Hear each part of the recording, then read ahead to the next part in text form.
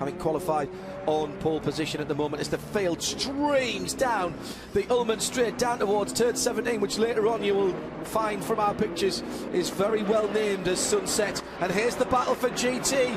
In third position at the moment is the Corvette. There's a touch, and Pat Long goes around, and this could be big danger, and it is, because the ESM car's got in hard on the left-hand side. That was Johannes van Overbeek, and that car is destroyed at the rear end. Good airborne, nothing Johannes can do. He's an innocent bystander, but he's now, having been a passenger, he is now going to be a spectator for the rest of the race. Into the pit lane comes the Corvette, and there's a full course caution.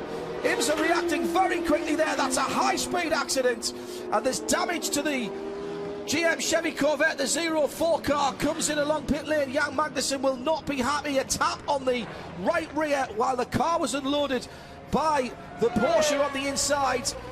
And Pat Long went around as well, but I think, Jeremy, that Pat's gotten away with it.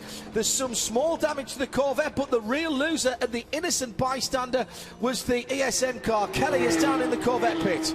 And as we know, these procedures, they're going to put some fuel in the car first, and they're giving it a good look over. And, man, all eyes are on this 04 at Corvette. Oliver Gavin with his hands on his head. But they're going to assess the damage right now and see what's going on there on the rear. We'll have to see what adjustments they have to make, if it's just a bodywork deal, if there's something more to it. We're going to keep our eyes on it.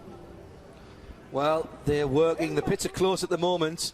They're working on the damage that's being caused. I'm guessing what they're thinking is that they'll take the penalty. Now, that is the ESM car that is stranded at the side of the track. Here's a replay of what went on.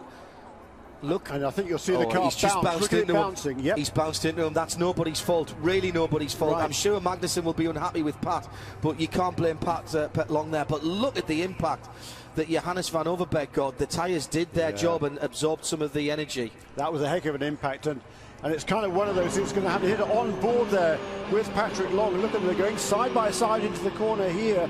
It was certainly Magnussen led into the corner.